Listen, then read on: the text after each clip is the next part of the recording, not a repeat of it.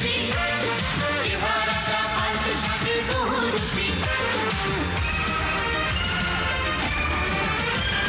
কেউ কেউ অবিরাম চুপি চুপি, চেহারাটা পাল্টে সাজে বহুরূপী। বোঝা তো যায় না তাদের মতি গতি, সমাজের ছোট বড় অসঙ্গতি। এরই মাঝে বেঁচে থাকি হাসি কাঁদি। ইত্যাদি ইত্যাদি ইত্যাদি ইত্যাদি ইত্যাদি ইত্যাদি।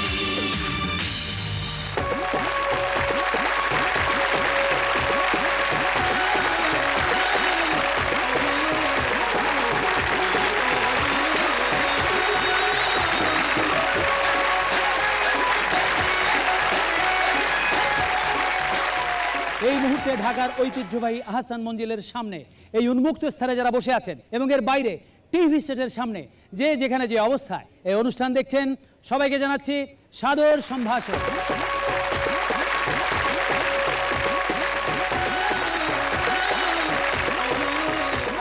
মানুষ সমাজবদ্ধ জীব। বৃহত্তর অর্থে বিশ্বময় যেমন মানব সমাজ, তেমনি ছোট ছোট ক্ষেত্রে অনেক ধরনের সমাজ রয়েছে। যেমন ধরুন শহরের সমাজ, গ্রামীণ সমাজ, শাসক সমাজ, শোষক সমাজ এবং রয়েছে সুশীল সমাজ, অশীল সমাজ।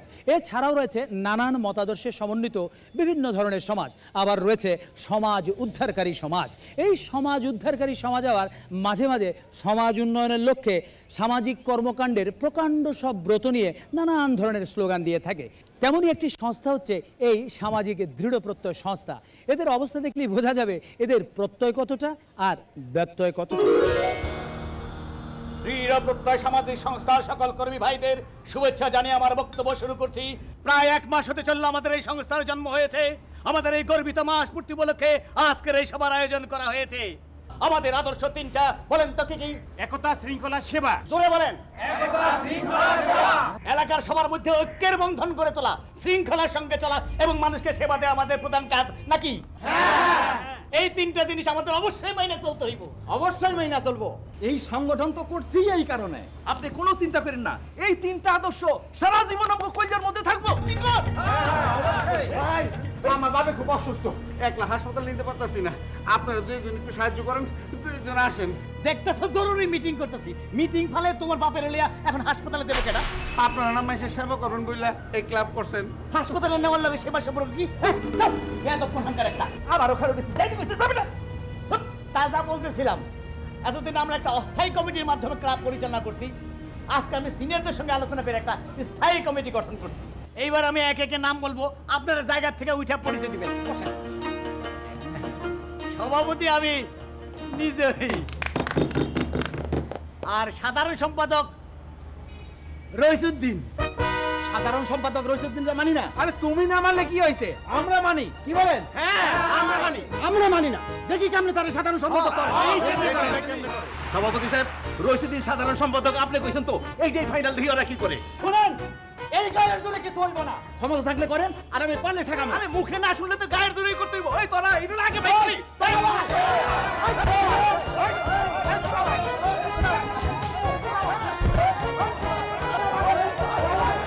কি সুন্দর স্লোগান, একতা, শৃঙ্খলা, সেবা।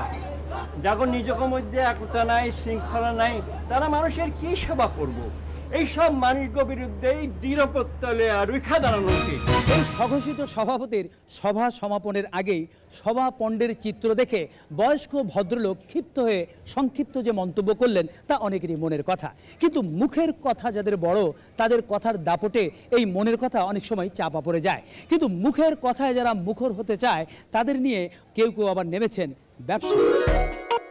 আচ্ছা ভাই, গেস্ট হাউস শুনেছি গেস্ট এসে থাকে, কিন্তু গেস্ট হাউস থেকে গেস্ট সাপ্লাই করবেন কিভাবে, বিষয়টা বুঝতে পারলাম না। আপনার পরিচয়? আমি একজন সামান্য রিপোর্টার। রিপোর্টার, তাহলে ঠিক আছে, আমার ব্যবসার ইন্টারেস্টটা আপনাকে বলা যায়। অ্যাকচুয়ালি এই গেস্ট সেই গেস্ট না, এখানে আপনার একটু বুঝার ভুল আছে। ভুল? ভুলটা কি? আজকাল চারদিকে সভা, সেমিনার, গোলটেবিল বৈঠক হচ্ছে, উচ্চ পুরস্কার বিতরণী, বার্ষিক ক্রীড়া প্রতিযোগিতার অনুষ্ঠান, তাছাড়া ডিপার্টমেন্টাল স্টোর, বিউটি পার্লার, কাপড়ের দোকান থেকে শুরু করে চুল কাটার দোকানে ঘন ঘন উদ্বোধন হচ্ছে, আবার ফিতা কাটা হচ্ছে। আমি ওই গেস্টের ব্যাপারটা জানতে চাচ্ছিলাম। আসতেছি। এই সমস্ত অনুষ্ঠান করার জন্য প্রয়োজন হয় সভাপতি, প্রধান অতিথি, বিশেষ অতিথি, বিশিষ্ট অতিথি। আমরা এসব গেস্টদের ঠিক করে দেব। কিন্তু এই কাজটা তো আয়োজকরাও করতে পারেন। তা পারেন, তবে তাদেরও তো কষ্ট করার দরকার কি? গেস্ট কে কখন ফ্রি, কার কোথায় বুকিং আছে, কার কি রেট, সে তো আমরা জানি। তাদের শিডিউল ও রেট অনুযায়ী আপনার চাহিদা ও সঙ্গতির উপর বিবেচনা করে আমরা গেস্ট সাপ্লাই দেবো। এই যেখানে সব ভিআইপি গেস্টদের নাম লেখা আছে, ঠিক আছে? এখানে আপনার টেনশনের কোনো কারণ নেই। আমাদের উপর আস্থা রেখে আপনি কার্ডে নাম দিতে পারেন। কিন্তু সব গেস্ট তো আর পয়সা দিয়ে পাওয়া যায় না। জানি, যেহেতু আমরা প্রফেশনাল, তাই আমরাও প্রফেশনাল গেস্টদের হ্যান্ডেল করি। প্রফেশনাল বটে। মুখের কথা, মনের কথা, কথার কথা থেকে এবারে কথা লেখার কথায় আসি। লিখতে জানা মানুষ একসময় অনেক বিষয়ে লিখতেন। এর মধ্যে একটি বিশেষ বিষয় ছিল চিঠি লেখা। চিঠিতে প্রকাশ পেত মনের নানা ভাব, নানা আকুতি, কিন্তু তার চেয়েও বড় ছিল প্রিয়জনের হাতের লেখা। এই ইমেল আর SMS এর যুগে এখন সেই অনুভূতি আর নেই। প্রিয়জনের টাইপ করা কথা আর অপ্রিয়জনের টাইপ করা কথা, সবগুলির চেহারাই যেন এক। এতক্ষণ যে চিঠিগুলো দেখলেন তা একজনের চিঠির উত্তরে লেখা অনেকের চিঠি, আর তিনি হলেন নাটোরের লালপুরের লক্ষণবাড়িয়া গ্রামের মোহাম্মদ জাকির হোসেন। তার পত্রগুলোকে বলা যেতে পারে আম্রপত্র, কারণ এই চিঠি তিনি কলমের সাহায্যে হাতে লেখেন, তবে কাগজে নয়, আমের গায়ে, অর্থাৎ কাগজে কলমে নয়, আমে কলমে। জাকির হোসেনের ছোট্ট একটি ঔষধের দোকান রয়েছে। আমের মৌসুম এলে অবসর সময়ে বিভিন্ন ব্যক্তিকে তিনি চিঠি লেখেন।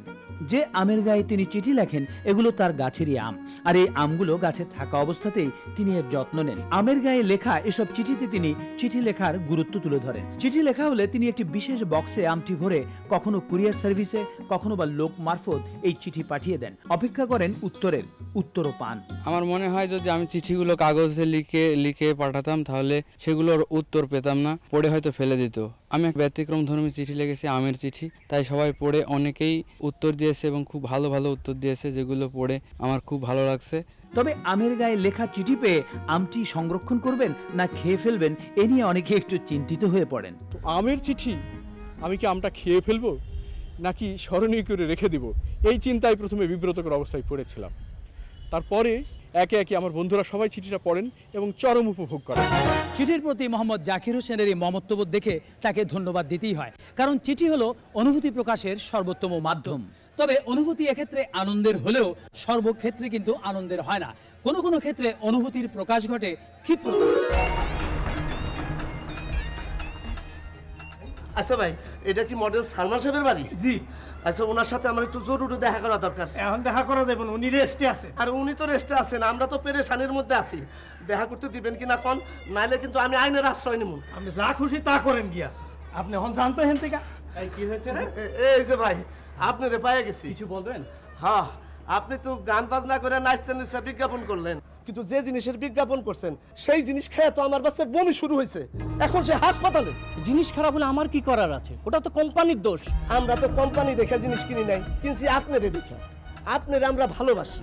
আপনি যেভাবে জিনিসটা খাইয়া নাচানাচি করতেছিলেন তাতে তো মনে হলো জিনিসটা ভালোই হইব। আপনারে খাইতে দেখে জিনিসটা কিনছি, বাচ্চারে খাওয়াইছি। এখন আপনি কোন এর জন্য আপনি ভুল স্বীকার করবেন কিনা, নাইলে আমি আপনার বিরুদ্ধে আইনগত ব্যবস্থা নিতে বাধ্য হব। দেখেন ভাই, আমরা টাকা পেয়েছি, পারফর্ম করেছি, ভালো না খারাপ পরীক্ষা করার দায়িত্ব কিন্তু আমাদের না। তার মানে পয়সা পেলে আপনারা যে কোনো জিনিসের বিজ্ঞাপন করবেন, পণ্যের মান যাচাই করবেন না?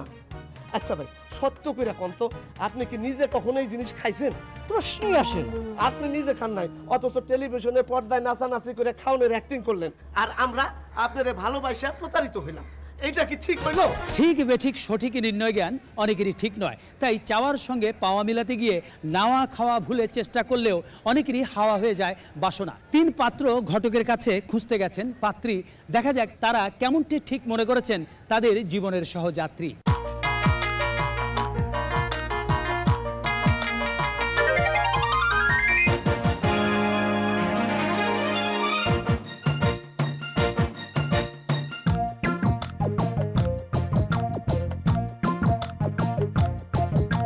শোনেন শোনেন ও ঘটক ভাই, মোদের জীবনে সুখ শান্তি নাই, এই অস্থিরতা থেকে মুক্তি চাই, তাই তো মনের মতো একটা পাত্রী চাই।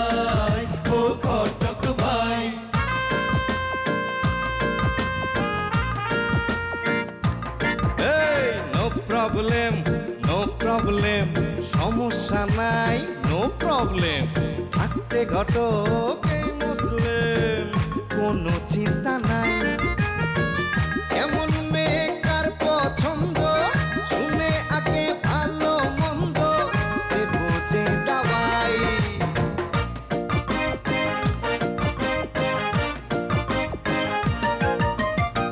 বউটি আমার হতেই হবে স্মার্ট ও সিলিম, তাকে নিয়ে বানাতে চাই নাটক এবং ফিল্ম, যেন আমায় দেখে লোকে বলে হিট নায়িকার জামাই। শোনেন শোনেন ও ঘটক ভাই, ওরে রূপের মোহে খুশিতে ভাই বাজালে ঢাক ঢোল, রূপের নেশা কেটে গেলে বাঁধবে গন্ডগোল। আলে আর ওই রূপের আলোয় আমি ভোলার নই, কেমন মেয়ে করব বিয়ে শোনেন আমি কই। চাকরিজীবী করে বিয়ে খাবো যে তার কামাই। শোনেন শোনেন ও ঘটক ভাই, আরে বউয়ের কামাই খেয়ে যাদের বেঁচে থাকতে হয় তারা অকর্মণ্য অপদার্থ ছাড়া কিছু নয়।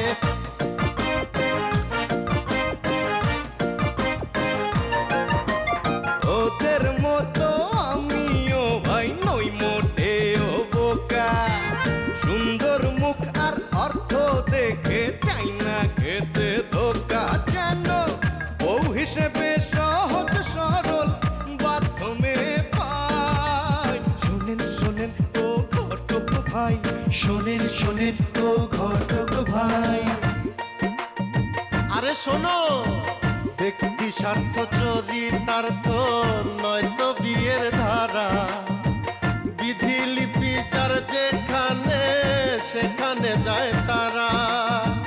দুয়ে দুয়ে এক হলে ভাই বাজে বিয়ের সানাই, তোমার আমার এইখানেতে করার কিছু নাই।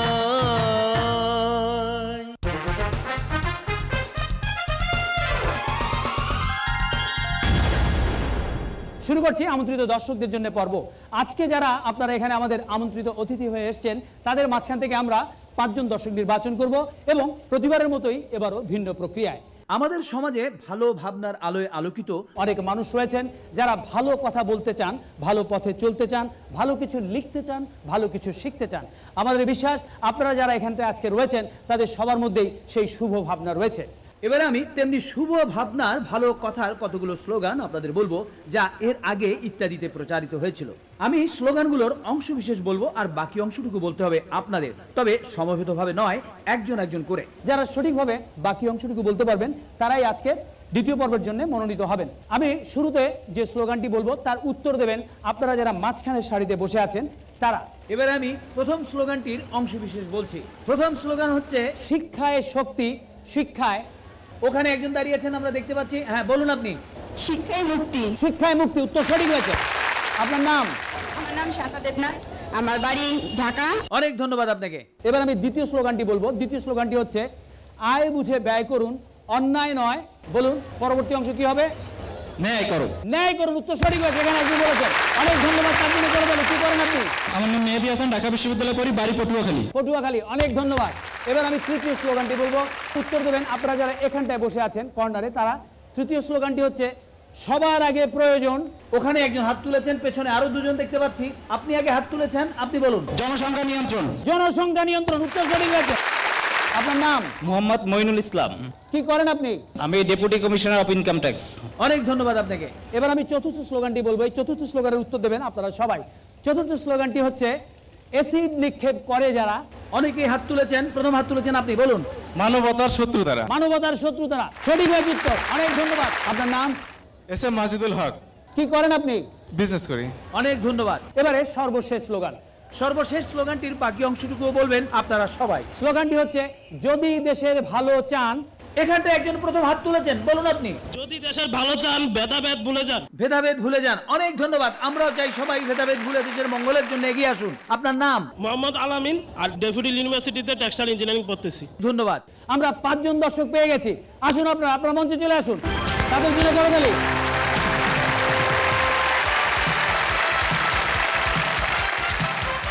আমরা আমাদের নির্বাচিত 5 জন দর্শক পেয়ে গেছি। এবার আমরা শুরু করব দ্বিতীয় পর্ব। দ্বিতীয় পর্বে আপনাদের যেটা করতে হবে, আপনাদের সবার হাতে কাগজ এবং কলম দিয়ে দেওয়া হয়েছে। এবারে আমরা আপনাদের সামনে 3টি বিষয় উপস্থাপন করব। শুরুতেই আমি আমন্ত্রণ জানাবো মানিকগঞ্জের জয়রা গ্রামের আরিফুর রহমানকে। প্রথম বিষয়টি হচ্ছে ক্রিকেট নিয়ে, তবে ক্রিকেট খেলা নয়, ক্রিকেটের ধারাভাষ্য। যেহেতু সবাই আমরা ক্রিকেট খেলা দেখতে এবং খেলতে পছন্দ করি, তাই অনেক ধারাভাষ্যকারের কণ্ঠই আমাদের অনেক পরিচিত। আরিফ আমাদের বিশ্বের 3 জন খ্যাতিমান ধারাভাষ্যকারের কণ্ঠ অনুকরণ করে শোনাবে। কণ্ঠ শুনে আপনাদের খাতায় লিখতে হবে তিনি কার কার কণ্ঠ অনুকরণ করেছেন। তাহলে আরিফ, আপনি শুরু করুন। প্রথম জন, basically Pakistan is very good team. Washim Akram is good captain in Pakistan side. His pitch is really dry today. I think good decision by Washim Akram. দ্বিতীয় জন, came to hear in loss to see the match between Pakistan versus Sri Lanka. Sri Lanka won the toss and decided to bat first. I think better indication of Sangakkara thinks of Sri Lanka's side won the toss and decided to bat first. তৃতীয় জন, off his top, he straight to miracle fitter. That's being a half century, wonderful cricketer. Kaman Akmal, first 15, 20, 20 cricket. What a wonderful cricketer is Kaman Akmal. Oh, it's another go, it's another go. It's going all the way. It's a magnificent hit. ধন্যবাদ। এবার আমরা একটি মূকাভিনয় দেখব। আপনাদের লিখতে হবে মূকাভিনেতা তার এই মূকাভিনয়ের মাধ্যমে কি বোঝাতে চেয়েছেন। আমাদের মূকাভিনয় করে দেখাবেন আমাদের নিয়মিত শিল্পী শুভাশিস ভৌমিক।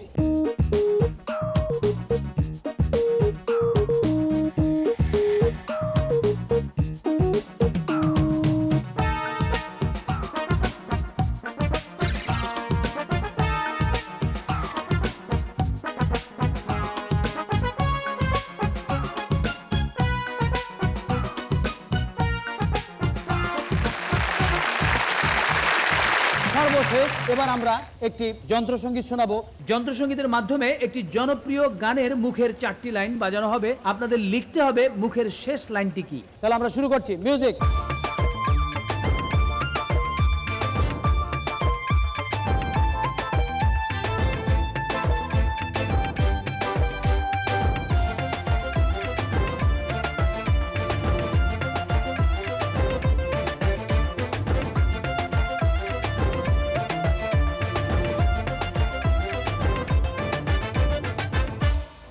এবারে দেখা যাক কে কি লিখেছেন। আপনি কি লিখেছেন?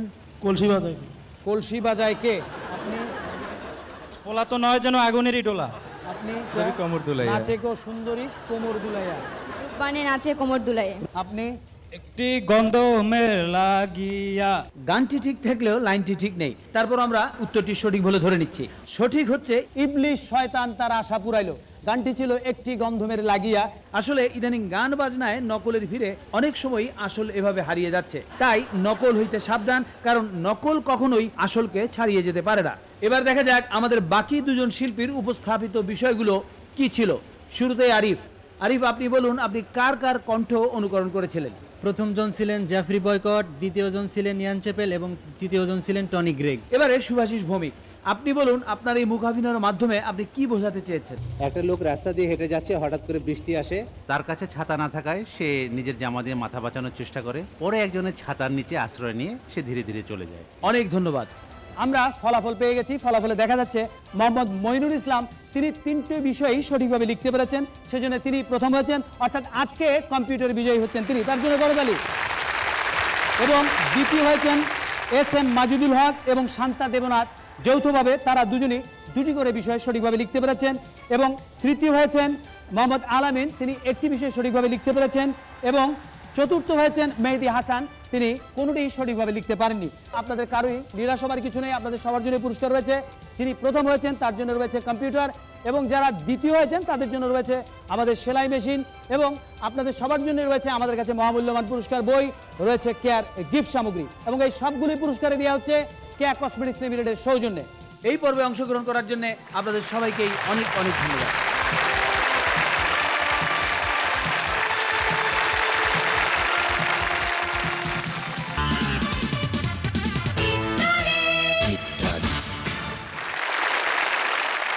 সমাজ নিয়ে শুরু করেছিলাম, বিজ্ঞাপন বিরতির পর আবারও সমাজে প্রসঙ্গ। সমাজে আমাদের প্রতিনিয়তই প্রতি ক্ষেত্রে নানান প্রতিযোগিতার সম্মুখীন হতে হয়। কে কাকে কোথায় কিভাবে ডিঙিয়ে যাবে তার সম অসম বিষম প্রতিযোগিতা চলছেই। তেমনই এক প্রতিযোগিতার নাম হচ্ছে সুন্দরী প্রতিযোগিতা। এখানেও রয়েছে আয়োজক সমাজ, প্রতিযোগী সমাজ, সুন্দরী বিশেষজ্ঞ সমাজ এবং অর্থদাতা সমাজ। এই সমাজসমূহের কার কি উদ্দেশ্য সে প্রসঙ্গ থাক, আমরা বরং এই প্রতিযোগিতাটি দেখি। সুপ্রিয় দর্শক মণ্ডলী, আপনাদের সবাইকে আমন্ত্রণ জানাচ্ছি গুড়া মশলা মিস বিউটি কুইন সুন্দরী প্রতিযোগিতা। প্রথমে আসুন আমরা আমাদের সেরা 4 সুন্দরীর সাথে পরিচিত হয়ে নেই। আসছেন সুন্দরীরা।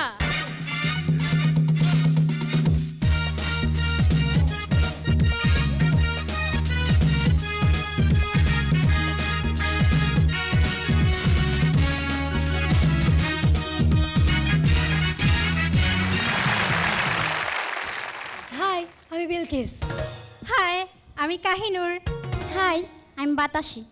আসসালামু আলাইকুম, আমি শেফালি। এবারে আমাদের মঞ্চে উপস্থিত বিজ্ঞ বিচারক মণ্ডলী আমাদের সুন্দরীদেরকে কিছু প্রশ্ন করবেন। প্রথমেই মিস বিলকিস। তাকে প্রশ্ন করবেন প্রখ্যাত অভিনেতা জনাব বারেক ভাই। আচ্ছা বলো তো, নৃত্য নাচ জিনিসটা কি? আমি নাচের তাত্ত্বিক বিষয়টা জানতে চেয়েছিলাম, অর্থাৎ ধা ধিন ধিন ধা না তিন তিন না তেতে ধিন ধিন ধা। আমি তো প্র্যাকটিক্যালি দেখিয়ে দিলাম। ইন্টেলিজেন্ট। Thank you. ধন্যবাদ। এবারে আসছে মিস কাহিনুর। আর তাকে প্রশ্ন করবেন প্রখ্যাত ফ্যাশন ডিজাইনার কুসুম আপা। আবার তোমার নামটা একটু বলবে? কাহিনুর। বানানটা? কয়কারে কো, হয়রশিকারি হি, নরশিকারি নূর রা। এটা তো কোহিনুর হলো, কাহিনুর কেন বলছো? আসলে আমাদের ক্যাম্পে বলেছে খুব স্টাইল করে কথা বলতে হবে, আর স্টাইল করতে গিয়ে কোহিনুর কাহিনুর হয়ে গেছে। স্টাইলের জন্য নাম চেঞ্জ, স্ট্রেঞ্জ। Thank you. এবারে আসছে মিস বাতাসি। আর তাকে প্রশ্ন করবেন সম্মানিত বিচারক এবং প্রখ্যাত নাট্যকার এবাদত ভাই। গান, নাচ, আবৃত্তি এসব পারো? এগুলোর জন্য তো আলাদা প্রতিযোগিতা আছে, যদি পারতাম তো সেখানেই নাম দিতাম। সুন্দরী হয়ে সুন্দর সুন্দর কাজ করতে চাই। এবারে অর্থাৎ সর্বশেষ সুন্দরী মিস শেফালি। আর শেফালিকে প্রশ্ন করবেন আমাদের সবার বড় আপা, আমাদের প্রিয় অভিনেত্রী মিসেস গুলনাহার। তুমি যেভাবে হেঁটে আসলে এটা কিন্তু ক্যাটওয়াক হয়নি। আমি মানুষ, বিড়ালে হাঁটা হাঁটবো কেন? আচ্ছা ঠিক আছে, তোমাকে অবশ্য খুবই সুইট লাগছে, কিন্তু তোমার মেকআপটা ঠিক মতো হয়নি। আপনারও বিচারক বানানো ঠিক হয় নাই। কি বলতে চান আপনি? আমার মেয়ে তো মেকআপই করে নাই। যে বিচারক মেকআপ করছে কি করে না সেটাই বুঝে না, সে আবার কেমন বিচারক? কেন মেকআপ ম্যান আসেনি? আমি তো মেকআপ দিতে এসেছিলাম, কিন্তু উনি নিতে রাজি হননি। শোনেন, আমার মাইয়ের এখন যেমন দেখতাছে এই হইলগে ওর আসল রূপ। কিন্তু মেকআপ ছাড়া আমরা সুন্দরী নির্বাচিত করব কি করে? হ্যালো ম্যাডাম, মেকআপ ছাড়া যে সুন্দর সেই হচ্ছে আসল সুন্দরী। মেকআপের আলগা আস্তর, আলগা নখ, আলগা ভ্রু, আলগা চুল, আলগা বেনি, আলগা খোপা লাগিয়ে এই ঝলমলে আলোতে খাড়া হয়ে তোর আসল রূপ বোঝা যায় না। মনে রাখবেন, মেকআপ নিয়ে সবাই চলে না, আসল রূপ একদিন বের হবেই। এই আমাকে দেখেন। প্রতিযোগিতার উপযোগিতা দেখলাম। এই প্রতিযোগিতা উপযোগিতার সঙ্গে সহযোগিতাও একটা যোগিতা, অর্থাৎ যোগ্যতা। এবারে দেখুন নাট্যযোগে সেই যোগ্যতার নাটক। কি ব্যাপার ডিরেক্টর সাহেব, এত লেট কেন? শুরু করেন। আর একটা সমস্যা হয়ে গেছে, আমাকে একজন আর্টিস্ট ফেল করছে। তাহলে উপায়? কোনো চিন্তা নাই, আমি আমার অ্যাসিস্ট্যান্টের রাস্তার মোড়ে পাঠিয়ে দিছি, একজন ধরে আলাইতে কইছি। আরে আহেন না ভাই, হিট হয়ে যাবেন, ডরান কে? কার পাল্লায় পড়ছেন জানেন না তো? অনেকক্ষণ খারাপ থেকে একজনের পাইছি। কি পারবেন তো? কোনোদিন অভিনয় করি নাই, আপনি যদি টাইম রেটে নিয়ে যান তাহলে পারবেন। কোনো চিন্তা করবেন না, খালি বুকে বল রাখবেন। আসেন, এই যে হিরোইন, এই হচ্ছে আর্টিস্ট। উনি তো নতুন, আপনারা একটু উনার স্টাইলটা ফলো করে অভিনয় করবেন, কারণ উনি তো আর আপনাদের স্টাইল ফলো করে অভিনয় করতে পারবে না। ওনাকে ফলো করে তো আমরা অভিনয় করতে পারবো না, উনি তো কিছুই জানেন না। রাইট। বরং ওনাকে বলেন আমাদের ফলো করতে। ঠিক আছে, শুনেন, আপনি আপনার ইচ্ছা মতো আপনার স্টাইলে অভিনয় করে যাবেন, শুধু কাট করবেন না। আপনারা যা ডাইস দেখতে পাচ্ছি তাতে আপনার ডাইসের মধ্যে একটা আর্টিস্টিক ভাব আছে, দেখবেন ওটাই একটা স্টাইল হয়ে গেছে। দুদিন পরে আপনারা নিয়ে বিজ্ঞাপন শুরু হয়ে যাবে। বুকে বল রাখেন। ওই ক্যামেরা রেডি কর, শট নেব। শট নেবেন ভাই? এখন তো স্ক্রিপ্টই পেলাম না। স্ক্রিপ্ট থাকলে তো পাইবেন, আমি সিকোয়েন্স বুঝাই দেবো, আপনি আপনার মতো ডায়লগ বলে দেবেন। তাহলে পেমেন্ট কিন্তু ডাবল লাগবে। কেন? একটা স্ক্রিপ্ট পেমেন্ট, একটা আর্টিস্ট পেমেন্ট। আমি তো আর রাস্তার মোড় থেকে আসিনি। আর্টিস্ট বোধহয় আর একটা লাগবে। এবারে গান, আর এই গানটি গাইবার জন্য আমরা আমন্ত্রণ জানিয়েছি আপনাদের অত্যন্ত প্রিয় দুজন শিল্পীকে, শাকিলা জাফর এবং SI টুটুল।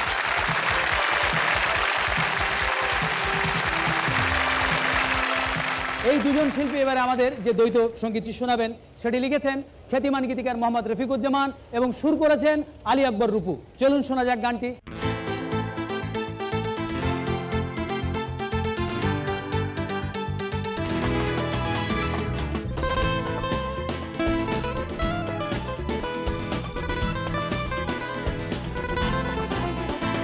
তুমি কি আমার প্রেমের আকাশ হবে, তুমি কি আমার প্রেমের আকাশ হবে, কখনো পোড়াবে রৌদ্রে আমাকে, কখনো ভেজাবে মেঘে, কখনো আমাকে ওড়াবে ঝড়ে বেগে। তুমি কি আমার প্রেমের আকাশ হবে।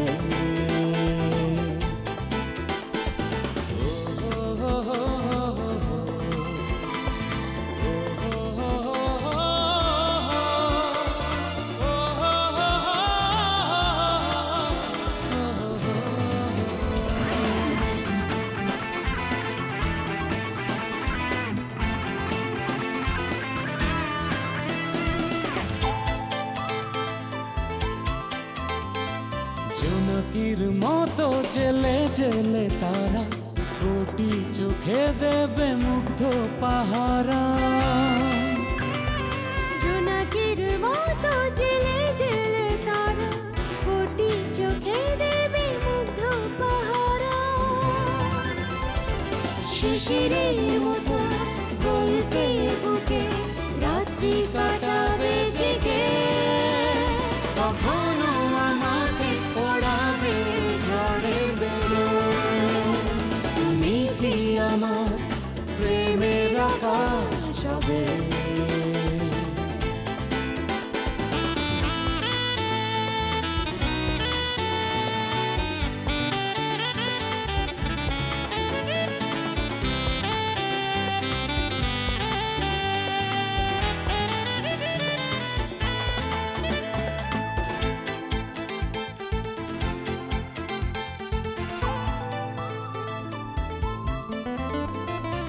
আদরের মতো যোজনা ছড়িয়ে দুহাতে আমাকে রাখবে জড়িয়ে,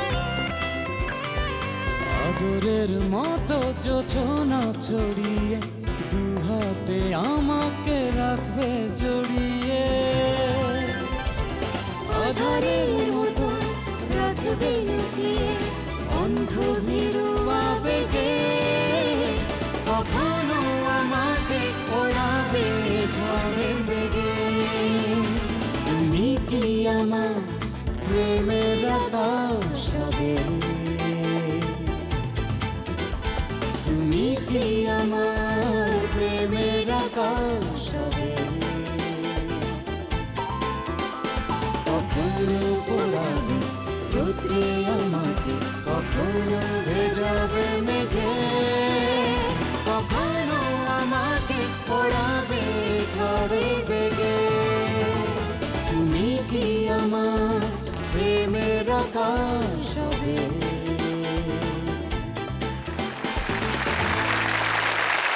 একটি পুরনো কবিতার কয়েকটি পংক্তি এর আগেও আমরা ইত্যাদিতে কয়েকবার বলেছি। আমাদের দেশে হবে সেই ছেলে কবে, কথায় না বড় হয়ে কাজে বড় হবে। এবারে এই কথাটা বলছি মামা ভাগ্নের বিষয় নিয়ে।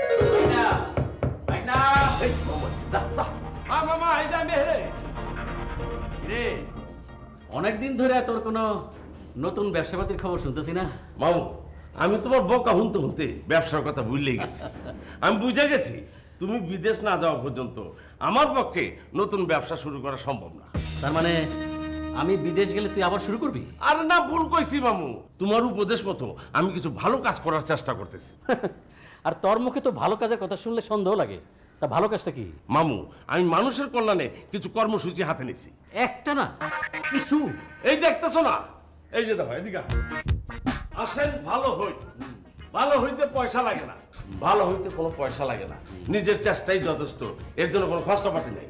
নেক্সট নেক্সট, এই যে দেখো, অপরিষ্কারকে না বলুন, নিজের বাড়ি ঘর, শহরের রাস্তাঘাট সবকিছু নিজ দায়িত্বে পরিষ্কার করতে হবে।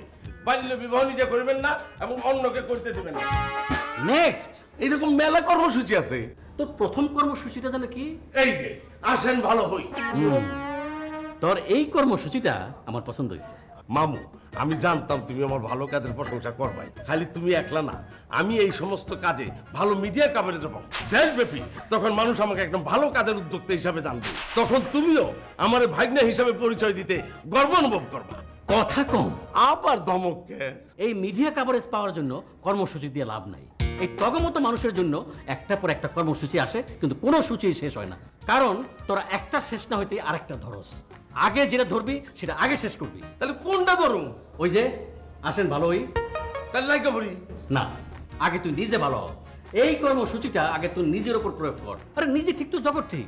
আমরা প্রত্যেকেই যদি নিজে ঠিক হই, তাহলে তো পারিপার্শ্বিক অবস্থা এমনি ঠিক হয়ে যাবো। এত কর্মসূচির দরকার হবে না। আরে পৃথিবীর কোথাও এত 2 দিন পর পর কর্মসূচি দেয়, দেখছস? কি বুঝলি? বুঝলাম। ব্যানার চেঞ্জ, লিখো আগে নিজে ভালো হব, তারপর অন্যকে ভালো হতে বলবো। মুখে বলে এবং কাগজে লিখে অনেক কথাই প্রকাশ করা যায়, অনেক উপদেশ নির্দেশও দেয়া যায়, কিন্তু নিজে সেই কথাটা অন্তরে লালন এবং কাজে আন্তরিকভাবে পালন যদি করা না হয়, তবে মুখের কথা যাবে সরে এবং লেখার পাতা যাবে ঝরে। এবার আসুন আমরা একটু সময়ের জন্য দেশ ছেড়ে বিদেশে যাই এবং দেখে আসি কিছু ঐতিহাসিক নিদর্শন। দর্শক মণ্ডলী, ইত্যাদির অনেক দর্শকই আমাদের কাছে চিঠি লিখে আগ্রার তাজমহল দেখতে চেয়েছেন। হ্যাঁ, আপনারা দেখতে পাচ্ছেন আমার পেছনে সেই আগ্রার তাজমহল, পৃথিবীর 7ম আশ্চর্যের একটি।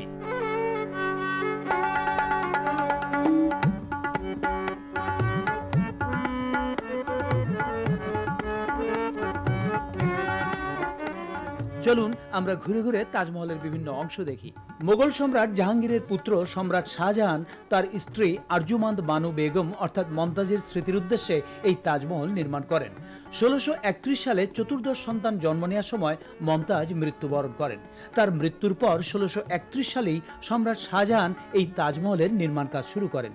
দীর্ঘ 22 বছর কাজ করার পর 1653 সালে এর নির্মাণ কাজ শেষ হয়। তাজমহল নির্মাণে 22,000 শ্রমিক এবং মালামাল পরিবহনের জন্য 1000 হাতি নিয়োজিত ছিল। তাজমহল নির্মাণের জন্য বিভিন্ন সামগ্রী সংগ্রহ করা হয় পুরো ভারত এবং মধ্য এশিয়ার বিভিন্ন দেশ থেকে। এর নির্মাণে ব্যয় হয়েছিল 32 মিলিয়ন রুপি। পারস্য স্থপতি ওস্তাদ আহমেদ লাহোরি তাজমহলের মূল নকশা তৈরি করেন। পুরো তাজমহলই তৈরি করা হয়েছে মূল্যবান শ্বেত পাথর দিয়ে। এর বিভিন্ন স্থানে রয়েছে মহামূল্যবান স্বর্ণ, রৌপ্য, হীরক ইত্যাদির মাধ্যমে করা নানান শিল্পকর্ম। তাজমহলের বিভিন্ন স্থানে পবিত্র কোরআন শরীফের আয়াত খচিত রয়েছে। অত্যন্ত কষ্টসাধ্য অথচ নিখুঁত এইসব ক্যালিগ্রাফির কাজগুলো করেছেন সিরিয়া ও পারস্যের শিল্পীরা। এদের মধ্যে প্রধান ক্যালিগ্রাফার ছিলেন আমানত খান সিরাজি। বাগান সহ পুরো তাজমহলের এই স্থাপত্য শৈলী 17 হেক্টর জায়গার উপর নির্মিত। প্রায় 98,000 বর্গফুট আয়তনের বর্গাকৃতির প্ল্যাটফর্মের উপর দাঁড়িয়ে আছে তাজ। এর প্রধান গম্বুজটির ব্যাস হচ্ছে 58 ফুট, উচ্চতা 213 ফুট। শ্বেত পাথরের উপর খোদাই করে রঙিন পাথর বসিয়ে সূক্ষ্ম কারুকাজ করা তাজমহলের এই সৌন্দর্যকে বলা হয় শ্বেত পাথরে নির্মিত একটি সৌন্দর্যের কবিতা। প্রতিদিন পৃথিবীর বিভিন্ন দেশ থেকে হাজার হাজার পর্যটক আসেন তাজমহল দেখতে, যেখানে পাশাপাশি শায়িত আছেন মমতাজ শাহজাহান, ভালোবাসার এক অবিস্মরণীয় উদাহরণ হয়ে। আগ্রা তাজমহল থেকে সবাইকে প্রীতি ও শুভেচ্ছা জানিয়ে বিদায় নিচ্ছি। খোদা হাফেজ। ঢাকার মালিবাগ থেকে মৌসুমী ট্রেডিং কোম্পানির সোলেমান লিখেছেন, আজকাল রাস্তায় চলমান বাস ও অন্যান্য গাড়ির মধ্যে কিছু মহিলার দ্রুততার সঙ্গে ছোট ছোট লিফলেট ছুঁড়ে মারেন। এসব লিফলেটে অত্যন্ত অশ্লীলভাবে বিভিন্ন অসুখের কথা লেখা থাকে, যা চিঠিতে উল্লেখ করার মতো নয়। পরিবারের সদস্যদের সঙ্গে চলমান গাড়িতে এ ধরনের লিফলেট পেলে অত্যন্ত বিব্রতকর পরিস্থিতিতে পড়তে হয়। এ ব্যাপারে ইত্যাদির হস্তক্ষেপ কামনা করছি। শুধু ওইসব লিফলেটই নয়, এই পুরো বিষয়টি হচ্ছে অশ্লীল, অবাস্তব এবং প্রতারণামূলক। ওইসব লিফলেট ছুঁড়ে মারা মহিলারা হয়তো বুঝতেই পারছেন না অভাবের তাড়নায় এবং পেটের দায়ে কি অন্যায় তারা করছেন। তাই এই লিফলেট ছুঁড়ে মারা মহিলাদের চাইতেও যারা এর হোতা, তদন্তের মাধ্যমে তাদের বিরুদ্ধে আইনগত ব্যবস্থা নেওয়ার জন্য সংশ্লিষ্ট কর্তৃপক্ষের কাছে অনুরোধ জানাচ্ছি। মুস্তফা কামাল চর গোপীনাথপুর তারাকান্দা ময়মনসিংহ থেকে লিখেছেন, ইদানিং দেশের বিভিন্ন স্থানে স্থানে ভাড়াটে মোটরসাইকেল পাওয়া যায়, যা দিয়ে এক স্থান থেকে অন্য স্থানে লোক নিয়ে যাওয়া হয়। কিন্তু যারা ভাড়া হিসেবে নয়, নিজেই নিজের প্রয়োজনে মোটরসাইকেল চালান, অনেক সময় মানুষ তাদেরকে ভাড়াটে মোটরসাইকেল মনে করে পথের মধ্যেই ডেকে ওঠেন, এই যাবে নাকি? তখন অনেক অসুবিধার সৃষ্টি হয়। তাই ভাড়াটে মোটরসাইকেলওয়ালাদের জন্য যদি নির্দিষ্ট পোশাকের ব্যবস্থা করা হয় তাহলে এই অসুবিধা দূর হতো। আশা করি কর্তৃপক্ষ বিষয়টি ভেবে দেখবেন। ভাড়ার বিনিময়ে যারা যাত্রী বহন করেন তাদের বৈধ লাইসেন্স রয়েছে যাত্রী বহনের, কিন্তু মোটরসাইকেলে ভাড়ার বিনিময়ে যাত্রী বহনের পুরো বিষয়টি হচ্ছে অবৈধ। সুতরাং তাদের পোশাক দেওয়ার প্রশ্নই আসে না। কিন্তু যাদের বৈধভাবে যাত্রী বহনের অনুমতি আছে এবং যাদের জন্য নির্ধারিত পোশাকও রয়েছে, তারা সেই পোশাক পরেন কিনা এবং সেই পোশাক না পরলে তা দেখার কেউ আছে কিনা সেটাও ভেবে দেখবার বিষয়। আমাদের কাছে চিঠি লেখার ঠিকানা পরিচালক ইত্যাদি, জিপিও বক্স নম্বর 2674, জিপিও ঢাকা 1000। আর ইমেল করতে পারেন ittadi1@yahoo.com এই ঠিকানায়। মোবাইলের মাধ্যমেও আমাদের সঙ্গে যোগাযোগ করতে পারেন। আপনার মোবাইলের মেসেজ অপশনে গিয়ে আই লিখে একটি স্পেস দিয়ে আপনার বক্তব্য লিখে পাঠাতে পারেন 2580 এই নম্বরে, যে কোনো মোবাইল থেকে। ধন্যবাদ।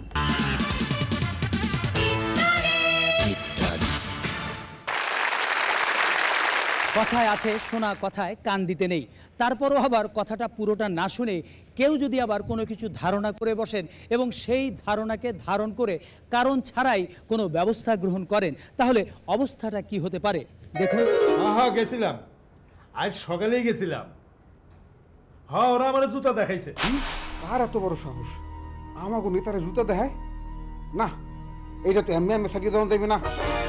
আমার ভাই, আমার ভাই, আমার ভাই, আমার ভাই, আমার ভাই, এগিয়ে চলো, আমরা আছি তোমার সাথে। জুতা মারে না চামড়া তুলে নেব আমরা, জুতা মারে না চামড়া তুলে নেব আমরা। এই তোমরা শান্ত হও, শান্ত হও। স্যার, আপনি খালি কোন কেন আপনার জুতা দেখাইছে? খালি কোন কই থাকে? তার পরিচয় কি? তার বাড়ি কই? ওরে এমন শিক্ষা দেব জীবনে আর কোনোদিন আপনার দিকে মুখ তুলে চাইতে পারবো না। আমরা সব সময় আপনার পাশে আছি। থাকুন সবার প্রিয় মুকলেশ ভাই, সবার প্রিয় মুকলেশ ভাই। আচ্ছা, আমারে জুতা দেখাইছে এই কথা তোমাকে কইছে কেডা? আরে আমারে জুতা দেখাইলে সবার আগে তো আমি জানুম নাকি? তোমাকে মাথায় এই কথা ঢুকাইছে কেডা? ঢুকাইছে কেডা? হ্যাঁ হ্যাঁ হ্যাঁ, বুঝছি। স্যার, আমাকে রহমত ভাই কইছে। রহমত ভাই এদিকে আসেন। না না, কে? আমি কে? কি? এই তুই এই কথা শুনলি কার কাছ থেকে? আমি সকালে আপনার বাড়ির দিকে যাইতেছিলাম, ড্রয়িং রুম দিয়ে যখন যাইতেছি শুনলাম আপনি মোবাইলে জানিকারি বলতে আসেন, আপনারা জুতা দেখাইছে। এতক্ষণে ব্যাপারটা বুঝতে পারছি। আরে আমি সকালে আমার এক বন্ধুর দোকানে গেছিলাম জুতা কিনতে। বন্ধু না থাকায় তার কর্মচারীরা আমারে জুতা দেখাইছে। সেই কথাটাই আমি মোবাইল আমার বন্ধুরে কইছি। আরে ওইখানে আমারে কেউ জুতা মারে নাই, কিন্তু তোরাই সব কইরা আমারে জুতা মারলি। সুস্থ সবল শরীরে এই মানুষগুলো যা করলেন তা কোনো সুস্থ মানুষের জন্যই স্বাভাবিক নয়। এইভাবে লেজুর বৃত্তি কিংবা মোসাইবি করতে করতে অনেকেরই চিন্তা শক্তির ক্ষমতাও হারিয়ে যায়। অথচ চিন্তা সুস্থ হলেই মানুষ তার শারীরিক অসম্পূর্ণতা নিয়েও অনেক সংগ্রামে জয়ী হতে পারেন। আমরা এবারে তেমনই একজন প্রতিবন্ধী কিন্তু সংগ্রামী মানুষের চিত্র আপনাদের সামনে তুলে ধরব। নাম তার বানু আক্তার বেগম। শারীরিক প্রতিবন্ধকতাও যাকে পরাজিত করতে পারেনি। সন্ধান পেয়ে ইত্যাদি টিম নিয়ে আমরা গিয়েছিলাম নীলফামারী জেলার সীমান্তবর্তী এলাকা ডিমলার চাকদাবাস গ্রামে বানুর বাড়িতে। অত্যন্ত দরিদ্র ঘরের সন্তান বানু অভাব অনটনের মধ্যেই বড় হয়েছেন। বাবা আব্দুস সাত্তার কৃষি কাজ করে কোন রকম সংসার চালান। 4 বোন ও 1 ভাইয়ের মধ্যে বানুই সবার বড়। অথচ জন্ম থেকেই বানু একজন শারীরিক প্রতিবন্ধী। যে হাত দিয়ে মানুষ কাজ করেন, জন্ম থেকেই বানুর সেই হাত দুটোই নেই। শারীরিক প্রতিবন্ধকতা, আর্থিক অসচ্ছলতা, নানাবিধ প্রতিকূলতা সত্ত্বেও অদম্য ইচ্ছে শক্তির বলে হাতের বিকল্প হিসেবে তৈরি করেন তার পা দুটোকে। আত্মনির্ভরশীল হতে চেষ্টা করেন ছোটবেলা থেকেই। যেহেতু পরিবারে আয় বা রোজগার করার মতো কেউ নেই, তাই বানুকেই ধরতে হয়েছে সংসারের হাল। অনেক সুস্থ সবল স্বাভাবিক মানুষের চাইতেও নিপুণ পায়ে তিনি সেলাই করতে পারেন। সেলাই মেশিন চালাতে গিয়েও হাতের বদলে ব্যবহার করেন পা। মেশিনের সুইয়ে সুতো ঢোকানো থেকে শুরু করে সবকিছুই করেন পা দিয়ে, যা সত্যি অবাক করার মতো।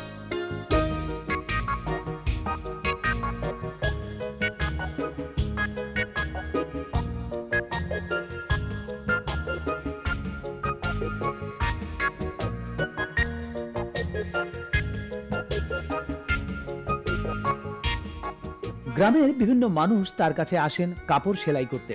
কাপড় জামা সেলাইয়ের পর মজুরি হিসেবে সামান্য কিছু অর্থ পান এছাড়াও আরেকটি চমৎকার গুণ রয়েছে বানুর, তা হচ্ছে তিনি জরি, চুমকি ও পুঁতির কারুকাজ করে মহিলাদের ব্যবহারের জন্য ছোট্ট ছোট্ট ব্যাগ তৈরি করেন। এক একটি ব্যাগ তৈরিতে লেগে যায় প্রায় 2-3 দিন। এসব ব্যাগ বিক্রি করেও তিনি কিছু অর্থ উপার্জন করেন, আর তাই দিয়ে সংসারের এবং ছোট ভাই বোনদের লেখাপড়ার খরচ চালান। শুধু তাই নয়, শারীরিক প্রতিবন্ধী হওয়া সত্ত্বেও স্বাভাবিক মানুষের মতোই দৈনন্দিন কাজগুলো করেন স্বাভাবিকভাবেই।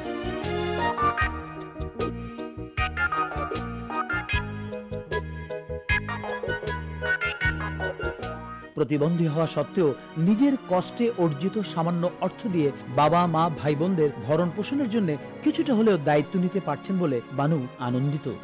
অভাবী সংসার, আমিও তো বৃদ্ধ মানুষ, এখন কাম করতে পারি না। সে যদি পা দিয়ে উপার্জন না করতো তাহলে আমার তো খাওয়াই হতো না। দর্শক মন্ডলী, আজকে আমরা স্টুডিওতে আমন্ত্রণ জানিয়েছি বানু আক্তার বেগমকে। এবার আমরা কথা বলবো তার সঙ্গে। বানু আক্তার, আপনি তো একজন শারীরিক প্রতিবন্ধী, আমরা দেখতে পাচ্ছি আপনার দুটো হাত নেই, তারপরও আপনি এত সুন্দর সুন্দর কাজগুলো কিভাবে রপ্ত করেছেন? বুঝার পরের থেকেই আমি এইসব পাদি করছি, বাসা বসে বসে প্র্যাকটিস করছি।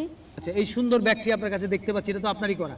হ্যাঁ। আচ্ছা, তো আপনি সেলাই মেশিন দিয়ে, সুই দিয়ে, সুতো দিয়ে অনেক জটিল কাজ করে থাকেন, কখনো কোনো দুর্ঘটনা ঘটেনি? না, আমার কখনো কোনো দুর্ঘটনা ঘটে নাই, কিন্তু একটু কষ্ট হয়, তারপরে তো আমাকে করতে হবে, আমাকে জীবন বাঁচাতে হবে। তা তো বটেই। তো আপনার ভবিষ্যৎ ইচ্ছেটা কি? ভবিষ্যৎ ইচ্ছা এইটাই যে আমার কোনো সত্য নাই, যদি থাকতো তাহলে আমি সব নিজেই বাসায় বসে বসে করতাম, মানুষের কিছু করা লাগতো না। আপনি নিজে এগুলো করতে পারছেন না অর্থের অভাবে? অর্থের অভাবে।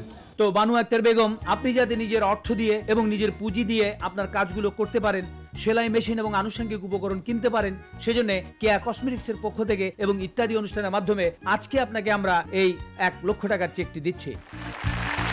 অনেক ধন্যবাদ। একটি অত্যন্ত জনপ্রিয় পল্লীগীতে আমরা অনেকেই শুনেছি, খাঁটি সোনা ছাড়িয়া যে নেয় নকল সোনা, সেজন্য সোনা চেনে না। কিন্তু এই খাঁটি এবং নকল চেনার ধকলও সকলের সয় না। যেমন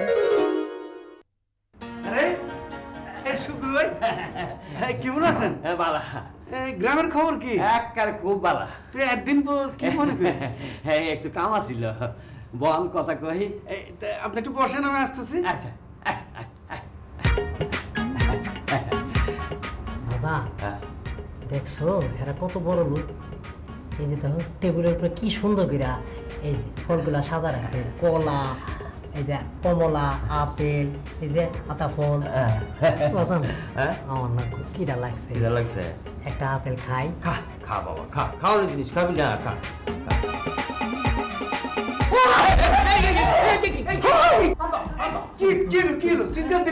বুঝলাম না রে ভাই, পোলা খিদার ছোড়ে তোমার হেল থেকে একটা আপেল কামড় দিল আর লগে লগে সিকুর। আরে এগুলো তো সফিস। আসলে জীবনে কোনদিন সফিস খাই নাই তো বুঝিও না। এটা কোন জাতের ফল, খাইলে সিকুর দেওয়ান লাগে? আরে সফিস তো ফল না যে খাইবেন, এটা চিনামানের তৈরি ফল, ঘর সাজাইবার জিনিস। নেন কালু নেন বিস্কিট, চা খাও, খাও। এগুলো কি চিনামাটির? তাইলে খাও না আব্বা, খাও না। না না, এগুলো আসল বিস্কুট। না না রে ভাই, তোমাকে শহরে কোনটা আসল আর কোনটা নকল বুঝতে পারি না। খাইস না রে বাবা। গ্রাম থেকে প্রথম প্রথম শহরে এলে শুধু আসল নকলই নয়, আরও বহু জট এবং জটলার মুখোমুখি হতে হয়। তেমনই একটি জট যা ঢাকায় প্রতিনিয়তই পাকায়, তা হচ্ছে যানজট। এই যানজটে পড়ে যান ছটফট করলেও ঝট করে যে জট খুলবে না, তা নানি না জানলেও নাতি জানে। আয় নাতি, আমরা কি হাইটে হাইটে যাবো না গাড়িগুলো কিছু ডাকবি? আরে কি জাম দেখছো, হাইটে গেলে গাড়ি চাইতে আগে যাইতে পারবা। মানুষের জরুরি কাম থাকলে কি করব? তুমি কি মনে করো যারা এই জামে আটকে রয়েছে হেগো কোনো জরুরি কাম নাই? আছে, কিন্তু উপায় কি? আমরা সবাই এই যানজটের কাছে বন্দী। ওই যে দেখো গাড়িটাতে লেখা আছে জরুরি কাজে নিয়োজিত। এইরকম মেলা গাড়ি আছে, এর পাশে লেখা হলো কি জরুরি ওষুধ সরবরাহ।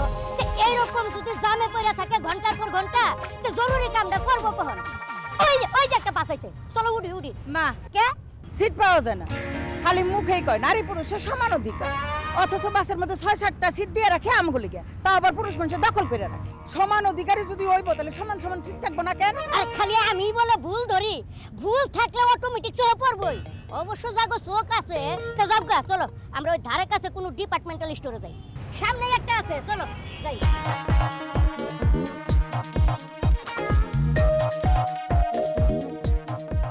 ওয়ালাইকুম আসসালাম।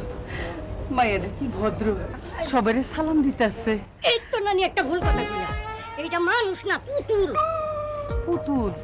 ও স্যারটা মাশাআল্লাহ একেবারে কি সুন্দর, রাজকন্যার মতো। এই তো আরেকটা ভুল কথা কইলা, রাজকন্যার মতো সুন্দর কথাটা ঠিক না, সব রাজকন্যা তো দেখতে সুন্দর হয় না। এত কথা বেশিস না তো। আচ্ছা নাতি, এতগুলো মায়ের কাপড় পরে খাড়া করে রাখছে, সবগুলোই তো এক বয়সের। আমগো বয়সের কেউ নাই, থাকলে বুঝতে পারতাম কোন কাপড়ে আমাকে সুন্দর লাগবো। ওইসে বুঝছি, এখন চলো তো তোমার নিয়ে মান সম্মান নিয়ে টানাটা। এখন কি কিনবা কিনো, এখানে সব জিনিস সাজানো আছে, তুমি কিনতে থাকো, আমি একটা ট্রলি লই আনি।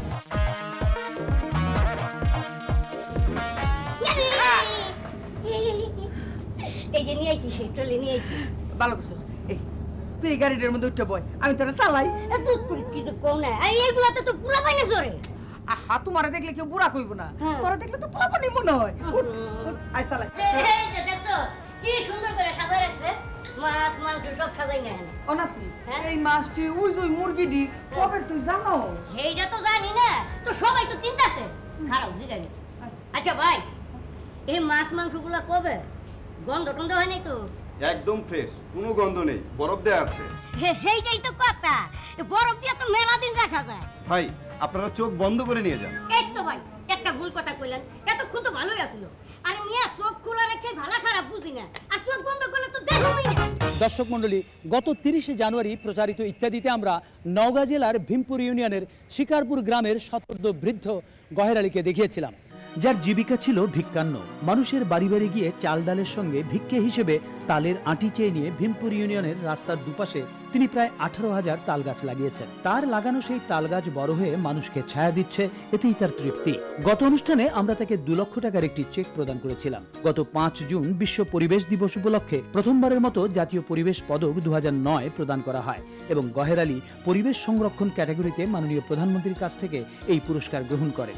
বর্তমানে গহের আলী কেমন আছেন জানতে গিয়েছিলাম তার বাড়িতে। তাদের অনুষ্ঠান থেকে 2 লক্ষ টাকা দিছে, সেই 2 লক্ষ টাকার মধ্যে 1.5 লাখ টাকা দিয়ে মনে করেন যে জমি রাখছি চাষ আবাদের জন্য, আর বাদ বাকি যে টাকা থাকে ওই সব টাকা দিয়ে আমরা কিছু ফল ফলান্তর গাছ গোছালি লাগাইছি। আমরা অনেক কিছু পাইছি আপনাদের কারণে। আমি দোয়া করি আপনাদের জন্য, আমি খুশি, আমরা অনেক খুশি। এখন আর গহের আলী লাঠিতে ভর দিয়েও দীর্ঘ পথ হেঁটে তার লাগানো গাছ দেখতে যেতে পারেন না, তাই একটি ভ্যান গাড়িতে করে তার ছেলে তাকে নিয়ে যান তার তাল সাম্রাজ্যে। ইত্যাদি থেকে প্রাপ্ত অর্থ দিয়ে এখন তিনি কিছু ফলের গাছ লাগিয়েছেন। ভ্যানে চড়ে গহের আলী নিজ হাতে সেই সব গাছের পরিচর্যা করেন। আমরা গহের আলীর দীর্ঘায়ু কামনা করছি।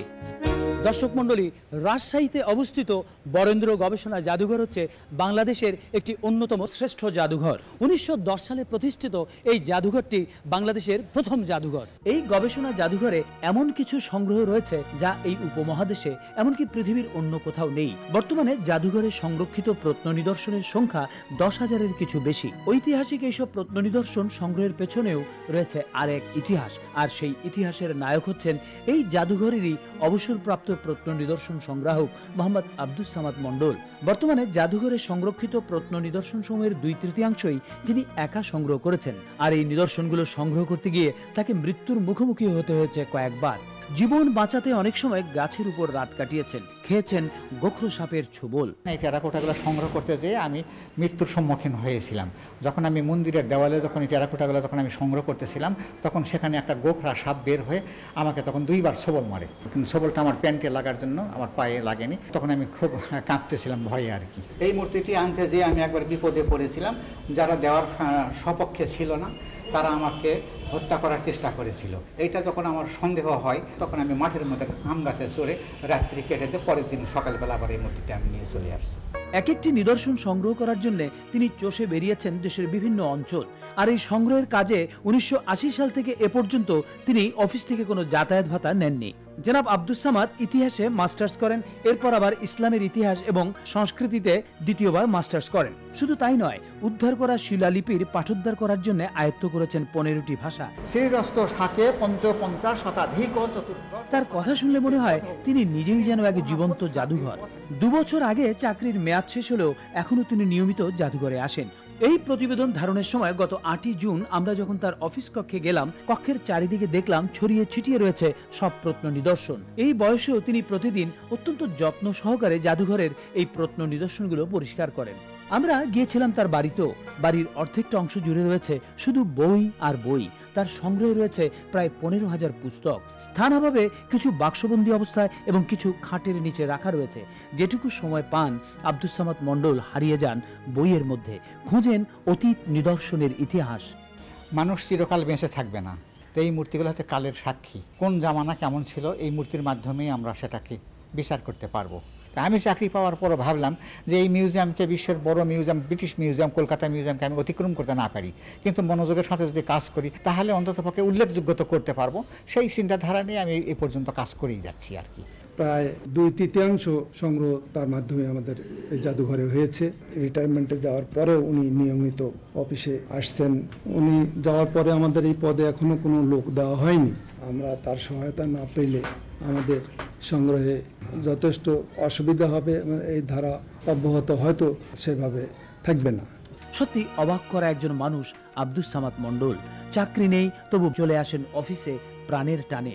অথচ যে সেবা তিনি অকাতরে দিয়ে যাচ্ছেন, অধিকারের প্রশ্ন তুললে সেই সেবা দেবার অধিকার তার নেই। কর্তৃপক্ষ কি বরেন্দ্র জাদুঘরের সঙ্গে একাত্ম হয়ে যাওয়া এই মানুষটিকে কাজ করার বৈধ অধিকারটুকু দিতে পারেন না? দর্শক মণ্ডলী, কথায় না বড় হয়ে কাজে বড় হওয়া এমন মানুষেরাই আমাদের অহংকার, যারা স্বীকৃতি, প্রাপ্তি কিংবা প্রচার কোনো কিছুরই মুখাপেক্ষী নন। আমাদের প্রয়োজনেই এইসব সত্যিকার মানুষদের জীবদ্দশাতেই তাদের মূল্যায়ন করা উচিত। তাতে তারা যেমন উৎসাহিত হবেন, ঠিক তেমনি আমরাও হব অনুপ্রাণিত। এমনি সোনার মানুষে ভরে উঠুক আমাদের এই দেশ। এই কামনায় শেষ করছি আমাদের আজকের ইত্যাদি। খোদা হাফেজ।